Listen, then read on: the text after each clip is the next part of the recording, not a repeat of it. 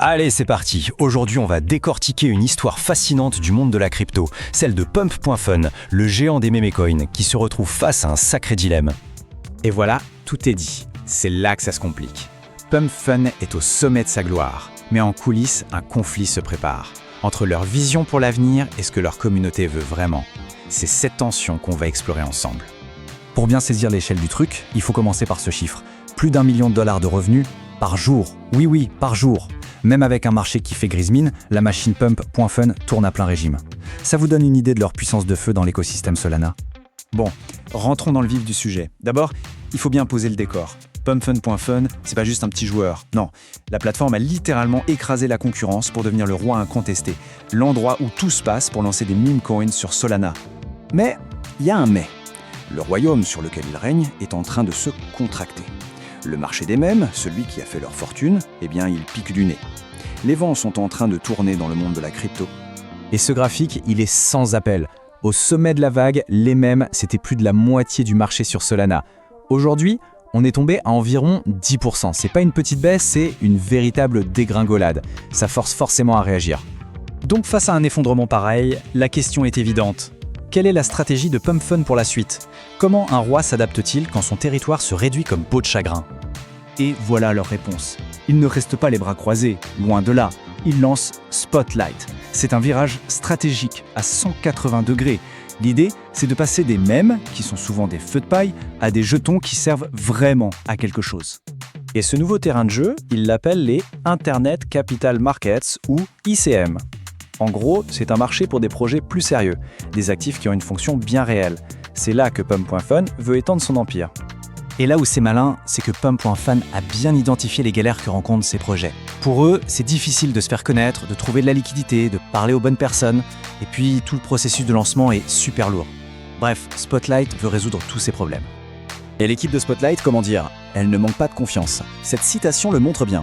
Pour eux, leur plateforme, avec son trafic énorme et sa position dominante, c'est tout simplement l'endroit parfait pour lancer ces nouveaux projets plus ambitieux. Ils comptent bien surfer sur leur succès. Ok, maintenant on change complètement de perspective. Parce que pendant que la direction de Pump.fun dessine ses grands plans, la communauté, elle, a les yeux rivés sur un truc bien précis. Une promesse qui date un peu. C'est là que le décalage est palpable. D'un côté, la plateforme regarde loin devant, vers de nouveaux horizons. Mais de l'autre, on a l'impression qu'elle oublie un peu ceux qui ont fait son succès, ses premiers supporters, qui attendent patiemment leur dû. Cette chronologie, elle est très parlante. En juillet, on a la promesse, un airdrop du jeton $Pump.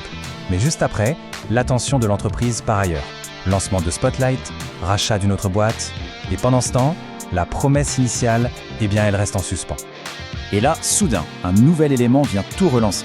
Le compte officiel de Pump.fun change sa photo de bannière. Et qu'est-ce qu'on y voit? Un parachute, le symbole classique d'un airdrop, qui transporte le fameux jeton Pump. Inutile de dire que ça a mis le feu aux poudres. La réaction du marché a été immédiate et dingue. Sur les marchés de prédiction, la probabilité d'un airdrop avant la fin de l'année a explosé, jusqu'à atteindre brièvement 91%. Ça montre à quel point l'attente est énorme au sein de la communauté. On arrive donc au cœur du réacteur, le vrai dilemme de Pump.fun. La plateforme est à un tournant critique. Comment peut-elle avancer vers sa nouvelle vision super ambitieuse sans trahir les promesses faites à sa communauté de la première heure? Ce tableau, il résume parfaitement le conflit. C'est le grand écart. D'un côté, on a la plateforme concentrée sur son incubateur Spotlight, les marchés ICM, les acquisitions, et de l'autre, la communauté qui n'a qu'un mot à la bouche, l'airdrop du $Pump. Les priorités ne sont clairement pas les mêmes. Et pour ajouter encore un peu de piment à l'histoire, il y a ce détail. Pump.fun a dépensé plus de 162 millions de dollars pour acheter ses propres jetons. Ça représente plus de 10% du total, c'est énorme. Mais le plus fou, c'est qu'ils n'ont jamais dit ce qu'ils comptaient faire de ce trésor de guerre. C'est pour l'airdrop, pour autre chose, mystère boule de gomme. On en arrive donc à la question finale. Un roi peut-il partir à la conquête d'un nouveau monde sans abandonner celui qui l'a fait roi? Pump.fun a le pouvoir et l'argent pour explorer de nouvelles terres. Mais le succès de cette conquête dépendra sûrement de sa capacité à ne pas oublier ceux qui l'ont mis sur le trône. L'avenir nous le dira.